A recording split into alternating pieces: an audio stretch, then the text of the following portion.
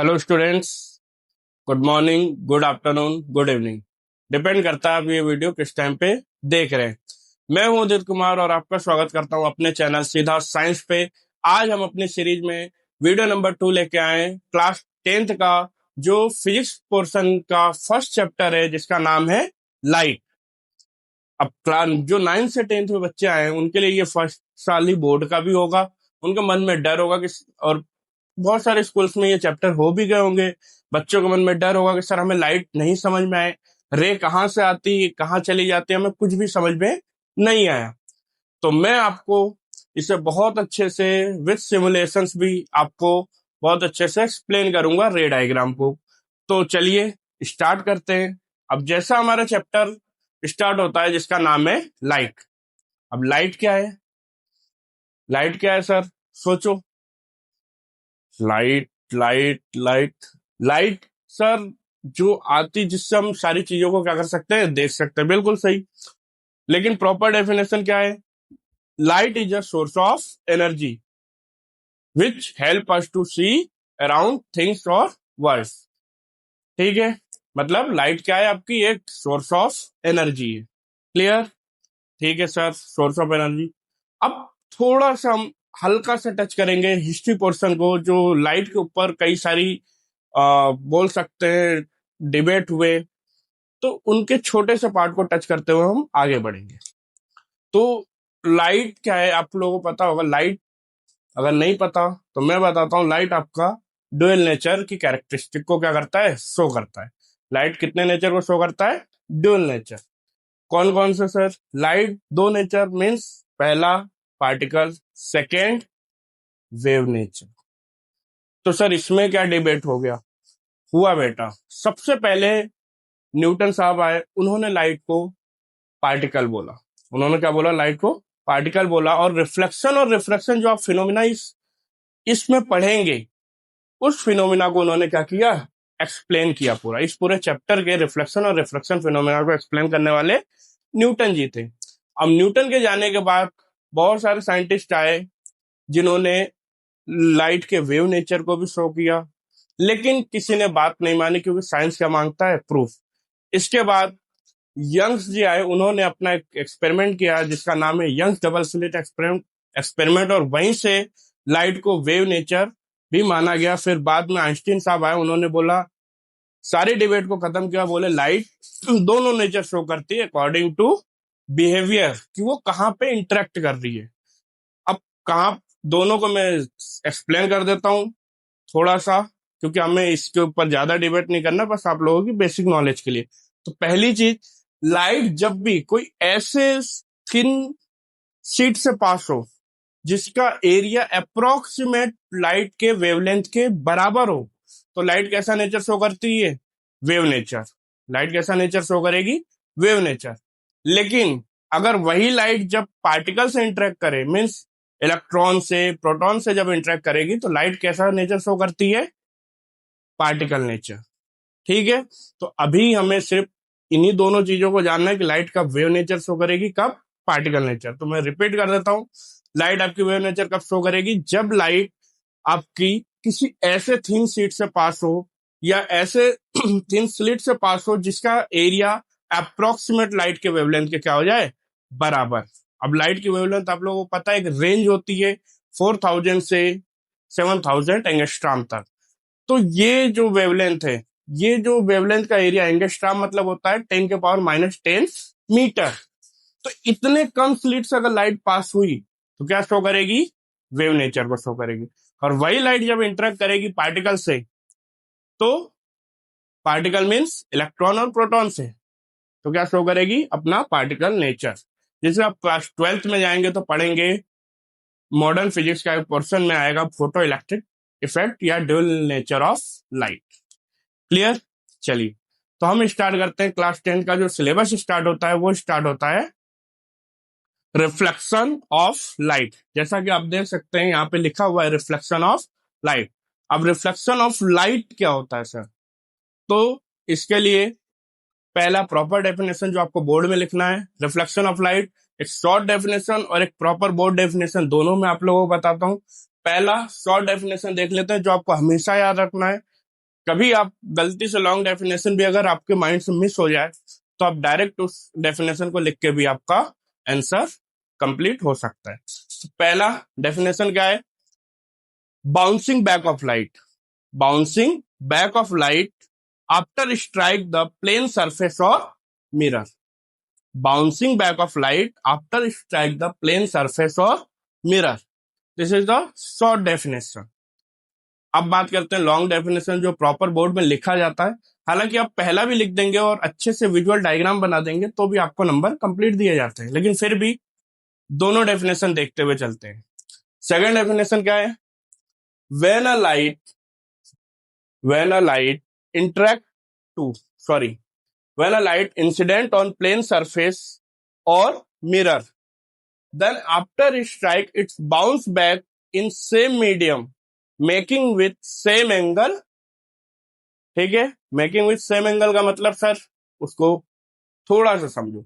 जब लाइट आपकी, देखो यहां से लाइट जब आई, इंसिडेंट हुई, तो यहां पे जैसे हम एक नॉर्मल ड्रॉ करेंगे तो ये नॉर्मल के साथ जितना एंगल बना के इसने स्ट्राइक किए प्लेन पे, सेम एंगल बनाते हुए क्या करेगी? रिफ्लेक्ट करेगी। इसी को हम बोलते हैं making with same angle. Clear? तो रिफ्लेक्शन ऑफ लाइट, अब दोनों डेफिनेशन में आपको बोल रहा हूं और मेरे साथ रिपीट भी करें, कॉपी पेन लेके बैठे और लिखते हुए चले। पहला, bouncing back of light after strike the plane surface of mirror. Second क्या था? सेकेंड था when a light incident on plane surface on mirror, then after strike its bounce back in same medium making with same angle. Clear? ठीक है, अब diagram बना लेते हैं। ये रहा आपका प्लेन सरफेस। ये क्या है आपका? Plane surface. यहां से आई इंसिडेंट रे, इससे आप बोलोगे जो रे आ रही है उसे हम क्या बोलेंगे? Incident ray. आफ्टर स्ट्राइक यहां से क्या हो रही है? रे क्या हो रही है? जा रही है। रे ऑफ लाइट क्या हो रही है? जा रही है। तो यहां से जब रे ऑफ लाइट जा रही है तो इसी जाने वाली लाइट को हम क्या बोलते हैं? Reflected ray. इसी रे को हम क्या बोलते हैं? Reflected ray. ठीक है, अब इन दोनों के बीच में जो सरफेस से 90 डिग्री एंगल बनाते हुए एक लाइन अगर हम ड्रॉ करें तो उसे हम क्या कहते हैं? नॉर्मल। नॉर्मल का मतलब ही होता है ऐसी लाइन जो सरफेस से क्या करे? 90 डिग्री का एंगल बनाए, दैट इज कॉल्ड नॉर्मल। ठीक है, अब बना लेते हैं नॉर्मल और इंसिडेंट रे के बीच के एंगल को आई, और इन रिफ्लेक्टेड रे और नॉर्मल के बीच के एंगल को आर। अब इस आई को हम बोलते हैं इंसिडेंस एंगल और इस आर को बोलेंगे हम रिफ्लेक्टेड एंगल। क्लियर हुई बात? ये आपका प्रॉपर एक डेफिनेशन के साथ प्रॉपर डायग्राम भी है, जिसे आपको बोर्ड में क्या करना है? बनाना है पूरे अच्छे से। क्लियर? चले आगे। अब सेकेंड टॉपिक आता है आपका लॉ ऑफ रिफ्लेक्शन। क्या आता है? Law of reflection. अब ये लॉ ऑफ रिफ्लेक्शन आपको हमेशा याद रखना है जब तक आपकी 12th ना हो जाए। आगे चल के अगर आप लोग साइंस बैकग्राउंड में जाते हैं तो वहां पे ऑप्टिक्स का पोर्शन मिलेगा 12th में आपको, वहां पे लॉ ऑफ रिफ्लेक्शन आपको काफी हेल्प करेगा। और यहाँ पे भी हमें बहुत सारे फिनोमिना में लॉ ऑफ रिफ्लेक्शन हमें याद रहना जरूरी है। तो पहला लॉ ऑफ रिफ्लेक्शन क्या है? कि incident ray and reflected ray, incidence angle and reflected angle always equal to each other. Always means light अगर प्लेन सरफेस से स्ट्राइक कर रही है then i equal to r, यहां भी होगा। अगर लाइट आपकी किसी डिफ्यूज सरफेस से या रफ सरफेस से स्ट्राइक करे तब भी आई इक्वल टू आर होगा। मीन्स रिफ्लेक्शन की कंडीशन ही यही है कि i equal to r. Reflection की कंडीशन क्या है? I equal to r. मतलब incidence angle is always equal to the reflected angle. Second इसका लॉ क्या है? सेकेंड लॉ है आपका इंसिडेंट रे रिफ्लेक्टेड रे, incident ray reflected ray and normal lie on same plane. Incident ray reflected ray and normal lie on same plane. अब lie on same plane का मतलब क्या है सर? देखो, ये रहा हमारा एक्स प्लेन, ये रहा हमारा एक्स प्लेन, ठीक है, ये रहा हमारा वाई प्लेन। अब सपोज करो एक्स प्लेन में एक मिरर आपने लगा रखा है, प्लेन सरफेस लगा रखा है। जैसी लाइट वहां से आपने एक लेजर लाइट ली, वहां से इंटरेक्ट, जैसी लाइट को इंसिडेंट किया, लाइट आई, आफ्टर स्ट्राइक क्या हुई, रिफ्लेक्ट हुई। तो आप ध्यान से देखो तो दोनों जो रे आपको दिख रही है, इंसिडेंट रे और रिफ्लेक्टेड रे, दोनों जो दिख रही है वो क्या है, एक ही प्लेन पे है। किस पे, एक ही प्लेन, एक्स और वाई प्लेन में, जिसे हम क्या कहते हैं, lie on same plane. Clear. चलो अब स्टार्ट करते हैं डिफ्यूज रिफ्लेक्शन। डिफ्यूज रिफ्लेक्शन क्या होता है सर? अभी तक हमने जो पढ़ा वो रिफ्लेक्शन किस पे हो रहा था, एक प्लेन सरफेस पे। किस पे हो रहा था, प्लेन सरफेस पे। अब हम देखेंगे diffuse reflection. Diffuse reflection means diffuse surface पे। डिफ्यूज सरफेस पे रिफ्लेक्शन कैसे होता है, मतलब जो सरफेस है वो रफ सरफेस है, उस पर रिफ्लेक्शन आपका किस तरीके परफॉर्म करता है। तो ये रहा हमारा डिफ्यूज सरफेस, जिसे हम रफ सरफेस भी बोलते हैं। अब मैं यहाँ पे 4 पॉइंट ले रहा हूं, ए बी सी और डी। 4 पॉइंट मैंने लिया। अब चारों पॉइंट पे मैंने एक ही एंगल से, सेम एंगल से, किस पे, सेम एंगल से क्या किया, लाइट को इंसिडेंट कराया। चारों पे मैंने क्या किया, सेम एंगल से लाइट को इंसिडेंट कराया। लेकिन जब लाइट इंसिडेंट हुई तो चारों पे अलग अलग एंगल के सरफेस पे क्या हो रही है, इंसिडेंट हो रही है। अब हमें पता है लाइट जब किसी सरफेस पे इंसिडेंस होती है तो वो जितना सरफेस से एंगल बनाएगी उसी एंगल से क्या करेगी, वो रिफ्लेक्ट करेगी। तो अगर मैं ए पॉइंट पे बोलूं, सपोज लेट सपोज कि यहां पे अगर सपोज करते हैं 45 डिग्री बना, यहां कितना बना, 35 डिग्री। यहां अगर बना 42 डिग्री, यहां बी पॉइंट डी पॉइंट पे कितना बना, 30 डिग्री। ठीक है। क्यों सर ऐसे अलग अलग क्यों बनेगा, क्योंकि रिफ्लेक्शन किस पे हो रहा है, डिफ्यूज सरफेस पे। डिफ्यूज सरफेस पे कुछ ऐसे समझते हैं, देखो ध्यान से, ये रहा हमारा एक कर्व सरफेस, ऐसे डिफ्यूज है, देखो ध्यान से, इस तरीके से बना हुआ है। तो यहां पे अगर मैं बोलूं एक लाइट में यहां इंसिडेंट कराऊं, एक लाइट को यहां इंसिडेंट कराऊं, एंगल दोनों का सेम है, लेकिन क्या दोनों सरफेस से एंगल सेम बनाएंगी, नहीं बनाएंगे। आपने 10th में या 9th में, अगर नहीं 10th में ज्योमेट्री पढ़ी होगी तो 9th में पढ़ा होगा एंगल में, कि जब रे का एंगल मेजर किया जाता है तो वो हमेशा किससे मेजर किया जाता है, सरफेस से। तो जब ध्यान से देखो यहाँ पे, जैसे ही ये सरफेस पे गिरा, यहाँ देखो अपवर्ड सरफेस पे गिरा, यहाँ डाउनवर्ड सरफेस पे, यहाँ इंक्लाइन सरफेस पे, और यहाँ पे क्या कर रहा है, सीधे डाउनवर्ड इंक्लाइन पे गिरा है।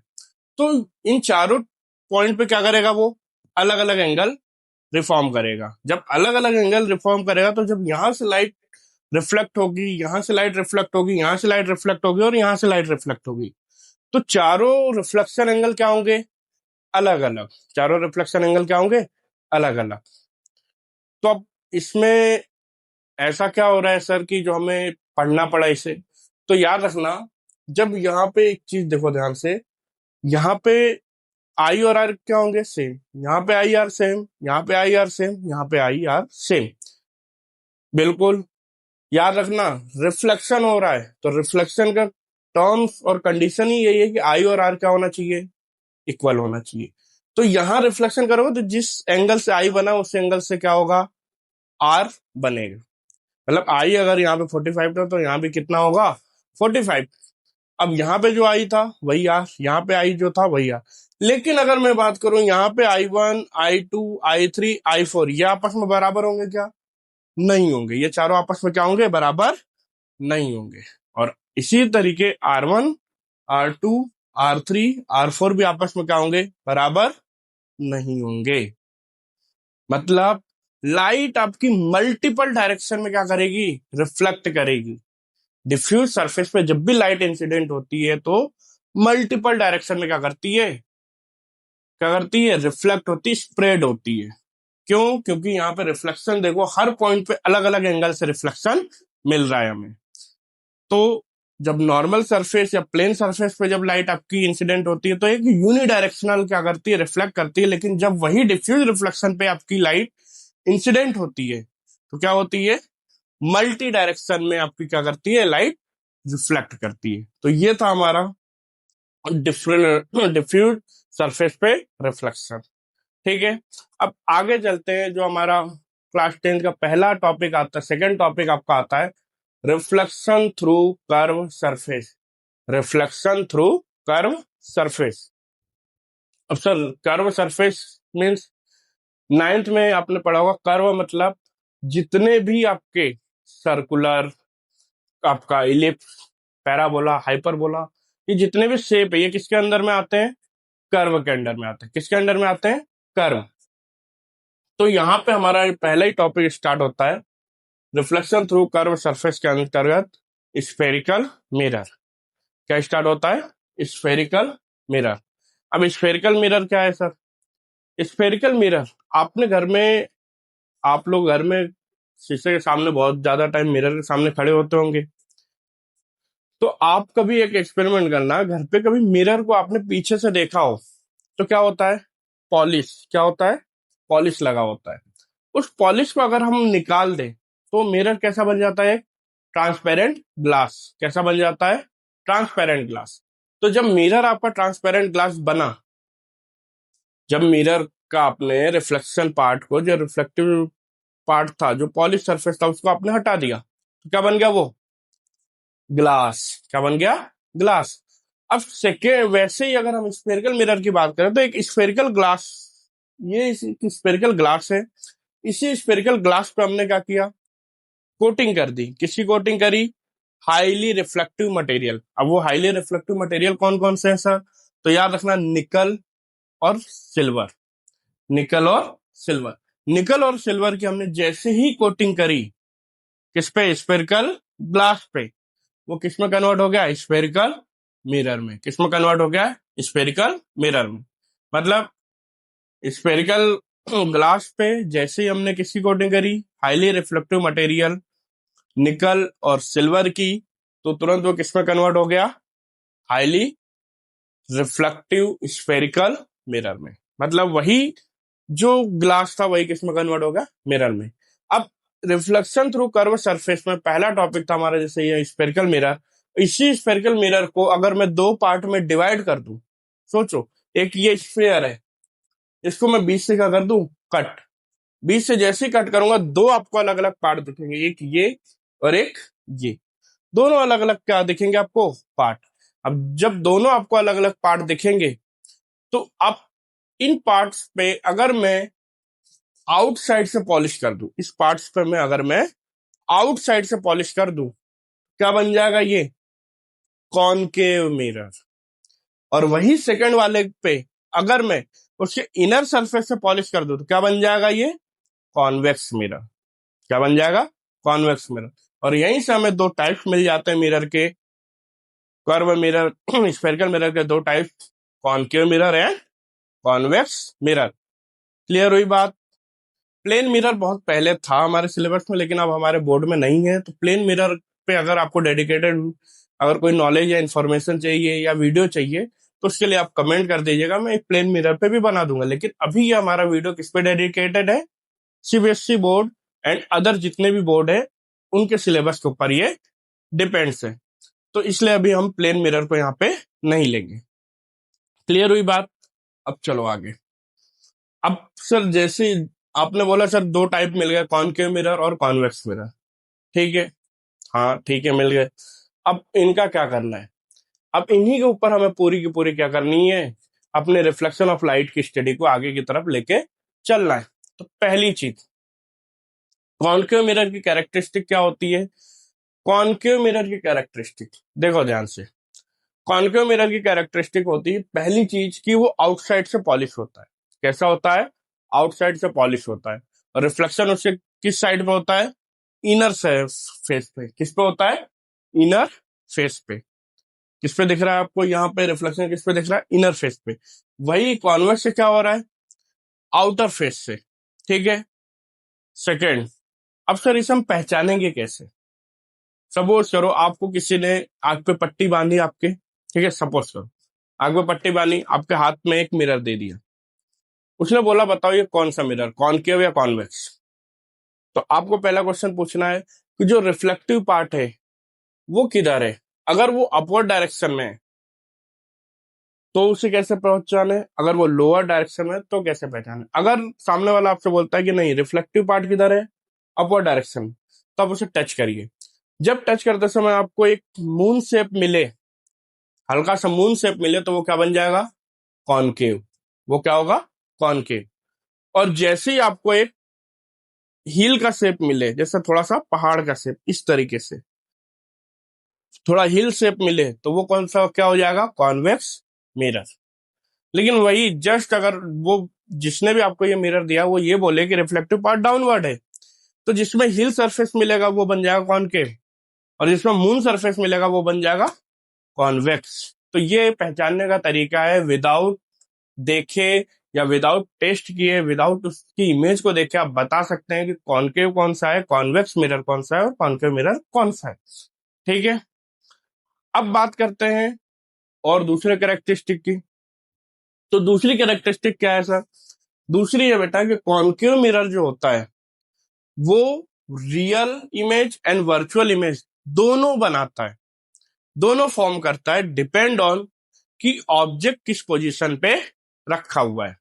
और वही अगर हम बात करें कॉन्वेक्स की, कॉन्वेक्स मिरर ऑलवेज क्या बनाता है, वर्चुअल इमेज बनाता है। ऑलवेज क्या बनाएगा, वर्चुअल इमेज बनाएगा। अब ऑलवेज वर्चुअल इमेज बनाएगा, अब चाहे ऑब्जेक्ट को आप किसी पोजीशन पे रख दो, ये ऑलवेज वर्चुअल इमेज बनाएगा।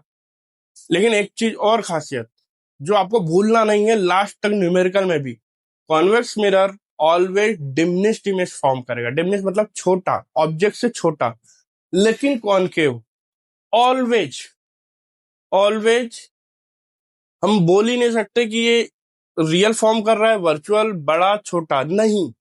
यहाँ पे ऑलवेज यूज नहीं करके हम क्या बोलेंगे, कॉनकेव मिरर इमेज आपका डिमिनिश भी फॉर्म करेगा, इक्वल भी फॉर्म करेगा, और इनलार्ज भी फॉर्म करेगा, डिपेंड्स ऑन ऑब्जेक्ट पोजीशन। मतलब क्या बोला, फिर से रिपीट करते हैं अपन, कॉनकेव मिरर ऑलवेज फॉर्म, ना बोल के क्या बोलते हैं हम कि कॉनकेव मिरर वर्चुअल भी बनाएगा सर और रियल भी बनाएगा, डिपेंड करेगा कि ऑब्जेक्ट कहाँ पे रखा हुआ है। जिसे हम आगे कुछ ही देर में आगे स्टार्ट करेंगे, जब हम इसे पढ़ेंगे कॉनकेव मिरर की कैरेक्टरिस्टिक में, आगे इसके केसेस पढ़ेंगे तो वहां पे देखेंगे। ठीक है, अब सर आपने बोला वर्चुअल इमेज भी बनाएगा, रियल इमेज भी बनाएगा। सर पहले हमें यह बताइए वर्चुअल इमेज और रियल इमेज क्या है। तो आप मुझे एक बात बताओ, जब आप प्लेन मिरर में अपने फेस को देखते हो तो वो कौन सी इमेज होती है, वर्चुअल या रियल, सोचो।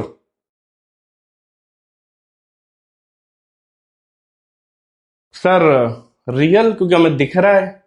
नहीं, वर्चुअल इमेज बनती है। जो भी इमेज सीधी आपको दिख रही हो, जो भी इमेज आपको सीधी दिखे वो क्या बनेगी, वर्चुअल। और जो इमेज आपको उल्टी दिखे दैट इज कॉल्ड रियल। जिसे हम एक याद रखना, एक टर्म हमेशा साथ में बोलना है, क्या, virtual and erect, virtual and erect, real and inverted. ये वर्ड दोनों हमेशा साथ में बोलने की एक आदत बना लो। क्यों, क्यों सर ऐसा क्यों, क्योंकि जब हम आगे क्वेश्चंस करेंगे और या सीबीएसई में जो क्वेश्चंस आते हैं केसेस के ऊपर, जो आगे आएगा आपका टॉपिक, तो उनमें जब आपसे नेचर पूछा जाता है तो आपको रियल प्लस इन्वर्टेड लिखना जरूरी और वर्चुअल एंड इरेक्ट लिखना मैंडेटरी है। इसलिए हमेशा जब भी वर्चुअल बोलोगे साथ में इरेक्ट बोलना है, virtual and erect, real and inverted. तो चलो स्टार्ट करते हैं अगला टॉपिक हमारा, टाइप्स ऑफ इमेज।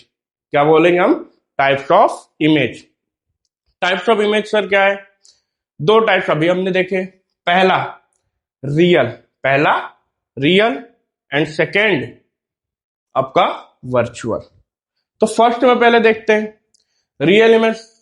तो रियल इमेज की डेफिनेशन क्या होगी, ऐसी इमेज जो क्या बने, इन्वर्टेड बने। ठीक है, ये तो एक नॉर्मल आप डेफिनेशन बोल सकते हो, लेकिन हमारे बुक के डेफिनेशन से क्या होता है, बुक के डेफिनेशन से होता है जब आपकी रियल रेज एक दूसरे को इंटरसेक्ट करे, जब आपकी रियल रेज एक दूसरे को क्या करे, इंटरसेक्ट करे, real rays intersect to each other then form a real image. ठीक है, ये अकॉर्डिंग टू बुक है। क्यों, क्योंकि हम रे डायग्राम इसमें देखेंगे, इसलिए रियल रेज जब भी इंटरसेक्ट करेगी तब रियल इमेज बनेगी, और जब वर्चुअल रेज इंटरसेक्ट करेगी तो वर्चुअल बनेगी। अब रियल रेज सर और वर्चुअल रेज क्या होता है, तो थोड़ा सा पेशेंस रखो, जैसे ही आगे टॉपिक आएगा, जैसे हम केसेस वगैरह देखना स्टार्ट करेंगे, वहां पे आपको रियल रेज और वर्चुअल रेज में भी मैं डिफरेंस बताऊंगा। ठीक है, अभी हम टाइप्स ऑफ इमेज पे चलते हैं। तो पहली कैरेक्टरिस्टिक, पहला अपने डेफिनेशन क्या देखा कि when a real rays intersect to each other then form real image, then it form real image. Virtual image में क्या है, when virtual rays intersect to each other then form a virtual image. Second, real image always inverted and virtual image always erect. Third point, real rays can be obtained on screen but virtual rays can't be obtained on screen. याद रखना, मतलब real raise को आप screen पे ले सकते हो लेकिन वर्चुअल रेज को स्क्रीन पे नहीं ले सकते। ध्यान से देखो, यहाँ पे ये देखो एक डायग्राम बना हुआ है, यहाँ पे देखो रखा हुआ है मिरर, ये मिरर हमारा कॉनकेव, यहाँ इमेज बनी हुई है, इसकी इमेज कहाँ फॉर्म हो रही है, स्क्रीन पे, दैट इज कॉल्ड रियल। अब देखो वर्चुअल में कोई स्क्रीन पे इमेज आ रही है, नहीं आ रही, मतलब ये क्या बना रहा है, वर्चुअल इमेज।